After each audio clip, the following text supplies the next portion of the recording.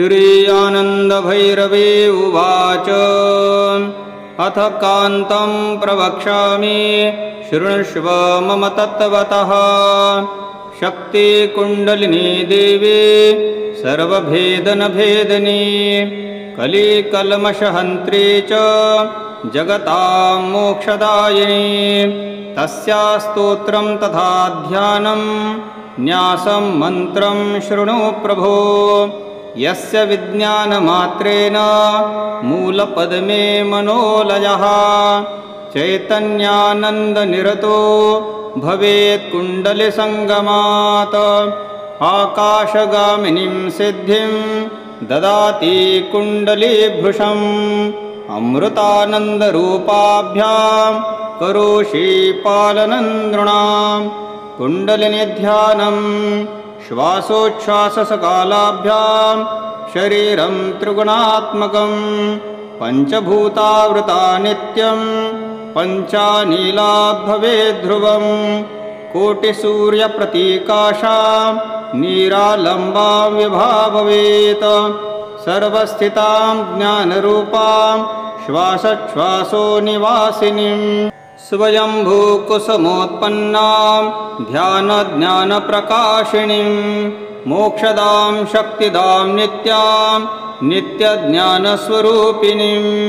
लीलां लीलधरां सर्वां शुद्धज्ञानप्रकाशिनीं कोटिकालनलसमां विद्युत्कोटिमहोजसां तेजसा व्याप्तकिरणां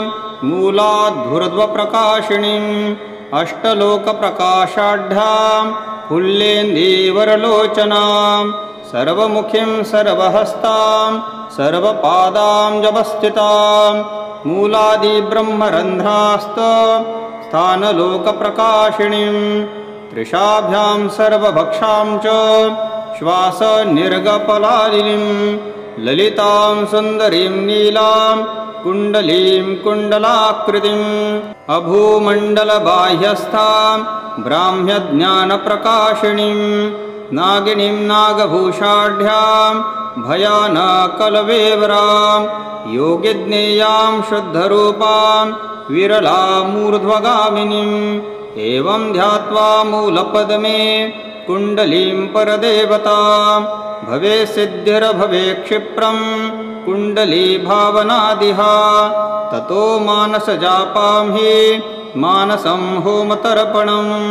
अभिषेकं मुदा कृत्वा प्रातःकाले पुनः पुनः प्राणायामं तथा कृत्वा स्तोत्रं चं कवचं पठेत् एतस्तोत्रस्य पाठेन स्वयं सिद्धान्विद्भवेत् कुण्डली सत्कृपा तस्य मासाद्भवति निश्चितं निद्रादोषादिकं त्यक्त्वा प्रकाशाहं शरीरके अहं दात्री सुयोगानां मधिपाहं जगत्त्रये अहं कर्म अहं धर्म अहं देवी च कुण्डली यो जानाति महावीर कुण्डलीरूपसेवनात् इति तं पात्रकं कर्तु मवार्तीर्णाति सर्वदा अत एवं परं मन्त्रं कुण्डलिन्यां स्तवं शुभं प्रपटे सर्वदा देहे यदि वश्यानकुण्डली तावत्कालं जपं कृत्वा यावत् सिद्धिर्न जायते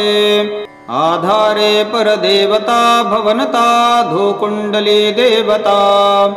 देवानामधिदेवता त्रिजगता मानन्दपुञ्जस्थिता मूलाधारनिवासिनी त्रिमणि या ज्ञानिनी मालिनी सा मे मातृमनस्थिता कुलपथान् नन्देकबीजानना सर्वाङ्गस्थितिकारिणी सुरगणान् नन्देकचिह्ना शिवा वीरेन्द्रा नवगामिनी वचनदा श्रीमानदा ज्ञानदा सानन्दा घननन्दिनी घनगणा छिन्ना भवा योगिनी धीराधैर्यवती समाप्तविषया श्रीमङ्गली कुण्डली सर्वाकारनिवासिनी जयधरा धाराधरस्था गया गीता गोधरवर्धिनी गुरमयी ज्ञानप्रिया गोधना गार्हाग्ने स्थितचन्द्रिका सुललिका जाड्यापहारा गदा धारागोधनिकारिणी मृगमना ब्रह्माण्डमार्गोज्ज्वला माता मासनगोचरा हरिचरा सिंहस्सनकारणा रामादासगणेश्वरी गुणवती छायापतस्थायिनी निद्राक्षुब्धजनप्यरजा व्रशदृशा भाषाविशेषस्थिता स्थित्यन्तप्रलयापहा नरशिरो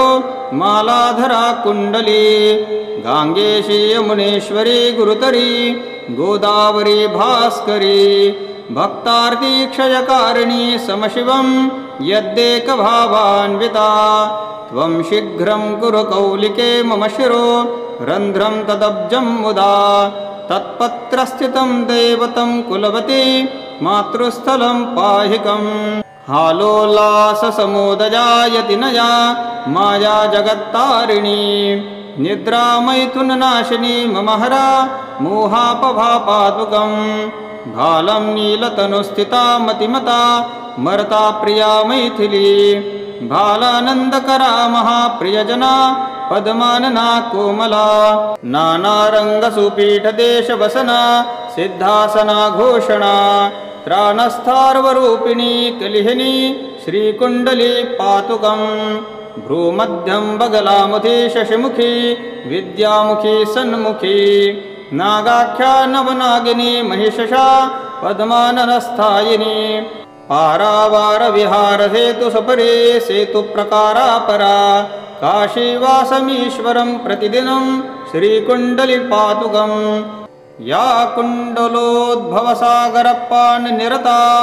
महादिदोषापहा सा नेत्रत्रयम्बिका सुविगा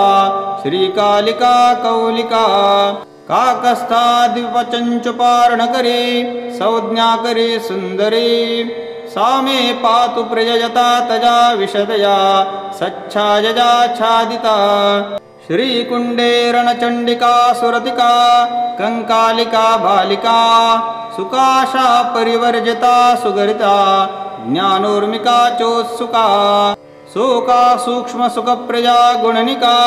दीक्षा च सूक्ष्माक्षका मामन्द्यं मम कन्दवासिनि शिवे सन्त्राहि सन्त्राहिकम् एतस्तोत्रं पठित्वा त्रिभुवनपवनं पावनं लौकिकानां राजास्याकिल्बिषाग्नि क्रतुपरिरिहा यक्षे मदं योगिनां वा सर्वेश सर्वकर्ता भवति निजगृहे योगयुक्ताङ्गवक्ता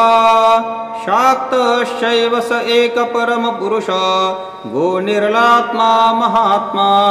प्रणवेन पुटितं कृत्वा यस्तोति नियतः शुचिः स भवेत् कुण्डलीपुत्रो